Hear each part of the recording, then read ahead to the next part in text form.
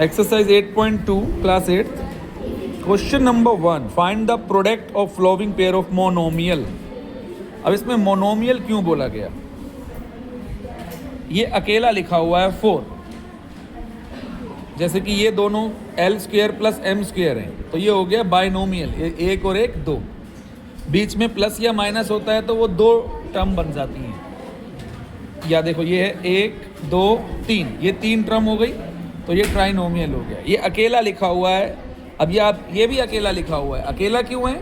Multiply में एक ही माना जाता, मल्टीप्लाई में एक ही माना जाएगा।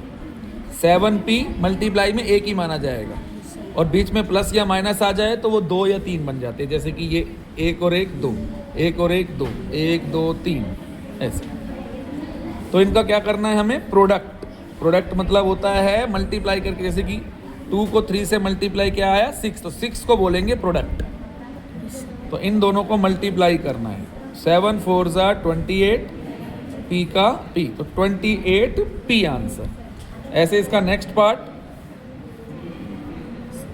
अब 4p कोमा की जगह मल्टीप्लाई 7p, नंबर को नंबर से मल्टीप्लाई। 7 4 28 माइनस प्लस माइनस, इनको कहते हैं वेरिएबल। वेरिएबल को वेरिएबल से मल्टीप्लाई। p को p से करेंगे p स्क्वेयर। ये जो मल्टीप्लाई होते हैं तो ऊपर की पावर जुड़ जाती है। ये 1 और 1 2, तो p की पावर 2 या p स्क्वेयर बोलेंगे। 2p नहीं बोलेंगे इसे। जब प्लस करते हैं 1p और 1p तब बोलते हैं 2p। लेकिन जब इसी को मल्टीप्लाई करेंगे तो उसके ऊपर की पावर देखेंगे। p को p से किया 1 और 1 2, अगर यहाँ 2 बार है और यहाँ 1 बार है तो ये हो गया 3 बार। मल्टीप्लाई करते वक्त पावर जुड़ती है, प्लस करते वक्त आगे का जुड़ता है। ऐसे ही आप कोई भी इसका क्वेश्चन देख सकते हो। 4p की पावर 3 कोमा माइनस 3p, तो 4p की पावर 3 मल्टीप्लाई माइनस 3p, दो सन इकट्ठे नहीं आएंगे, ब्रैकेट। 4 3 12 प्लस माइनस माइनस, ये p की पावर 3 और p की पावर 1, ये हो गई p की पावर 4, लाइक दिस। इसी का question number 2, find the area of rectangle. Rectangles का एरिया निकालना है। अब रेक्टेंगल का एरिया का फॉर्मूला क्या होता है? एरिया ऑफ रेक्टेंगल का फॉर्मूला क्या होता है? Length multiply breath. तो इसमें बोल रखा है पी क्यू। ये पहला क्वेश्चन है, ये अगला क्वेश्चन है, दूसरा क्वेश्चन है, तीसरा चौथा। तो पी क्यू, तो पी को मानोगे लेंथ और क्यू को मानोगे ब्रेथ। तो ये हो गई पी, ये हो गई ब्रेथ। तो एरिया निकालने के लिए क्या फॉर्मूला होता है? Length multiply breath. तो पी मल्टी लेंथ हो गई पी और ब्रेथ हो गई क्यू। तो इन दोनों को मल्टीप्लाई करोगे, पी को मल्टीप्लाई क्यू से करोगे तो पी क्यू, क्योंकि दोनों अलग अलग हैं तो पी क्यू लिख देंगे बस, पी क्यू। इनके बीच में मल्टीप्लाई रहता है। अब जैसे कि ये क्वेश्चन है, दिस वन, ये है 4x और ये है दिस। तो ये हो गया हमारे पास लेंथ, ये हो गई हमारे पास ब्रेथ। तो area of rectangle length into breadth.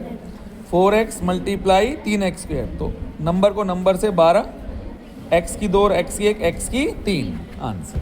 Like इस तरीके से आप प्रैक्टिस करेंगे तो आ जाएगा। और आगे देखते हैं।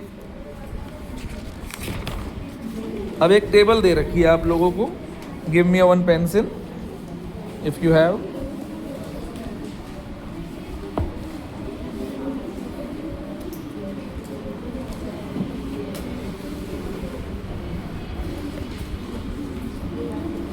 Yes, now you can see that 2 को 2 से मल्टीप्लाई किया, 2 2 ज़ा 4, x को x से किया तो x1 x2 x की 2, फिर इसको इससे मल्टीप्लाई, 2 5 ज़ा 10 माइनस का, x को y से मल्टीप्लाई किया xy, 2 3 ज़ा 6, x की 2 और x की 1 x की 3। पहले इसको पूरे से मल्टीप्लाई, फिर इसको पूरे से मल्टीप्लाई, सबको ऐसे करो। अब -4 को 2 से किया तो -8, x को x से किया तो x की 2, 1 और 1 2, जिसके ऊपर कुछ नहीं होता 1, और ये y अकेला है तो y अकेला। ऐसे ही 7 को 2 से मल्टीप्लाई किया 14, x की 2 और x की 1 x की 3, y अकेला है तो y।